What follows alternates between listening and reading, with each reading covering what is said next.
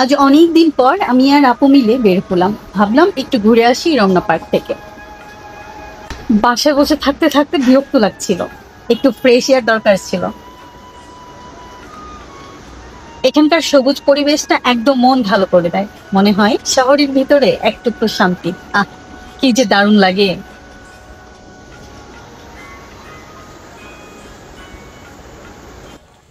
হ্যাঁ, আপু আর আমি অলরেডি শুরু করে দিলাম রিক্সা থেকে নেমে হাঁটাহাঁটি। দেখা যাক আমাদের এই হাঁটা কত দূর পর্যন্ত যায়। রমনা পার্কে আসলে কিছুক্ষণের জন্য আপনার মনে হবে যে সব চিন্তা ভাবনা একদম মুছে গেছে ব্রেন থেকে। আজকের যে ওয়েদার, এই ওয়েদারটা ঘুরতে বের হবার ওয়েদার। এরকম ওয়েদারে আমার মনটা কেমন যেন বিষণ্ণ বিষণ্ণ থাকে। ঘরে বসে থাকা না, এই ওয়েদারে হলো ঘুরি, মানে ঘোরা লং ড্রাইভ। ঢুকে গেলাম রমনা পার্কের ভিতরে।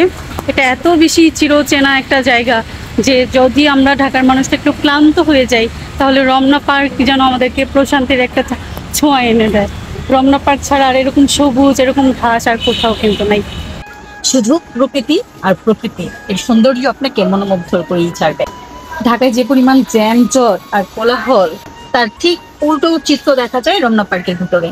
দেখুন কি মনোমুগ্ধকর পরিবেশ, কি প্রকৃতির অপরূপ সৌন্দর্য। যে কেউ এই প্রকৃতির সৌন্দর্যে মুগ্ধ হবে।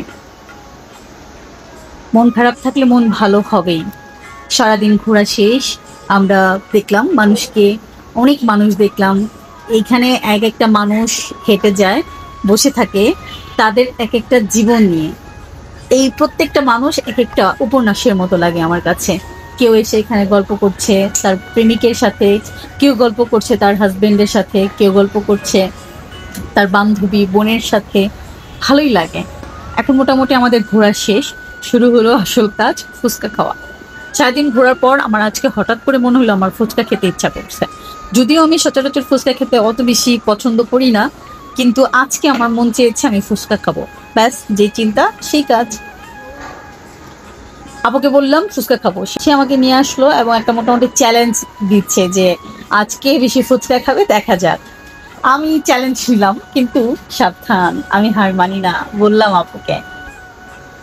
এখন শুরু করে দিলাম দুজনে মিলে ফুচকা খাওয়া। দেখুন আপনারা, ফুচকা খাচ্ছি, ঠান্ডা মাথায় আস্তে ধীরেই খাচ্ছি, কিন্তু আমার প্রচুর ঝাল লাগলো। এই ঝালে আমার মুখ একদম ঝলসে যাচ্ছিল, কারণ আমি ঝাল খেতে পারি না। যাক, অবশেষে আজকের দিনটা সত্যিই দারুণ কেটেছে। রমনা পার্ক মানেই শুধু ঘোরা না, একটা শান্তি, একটা রিফ্রেশমেন্ট।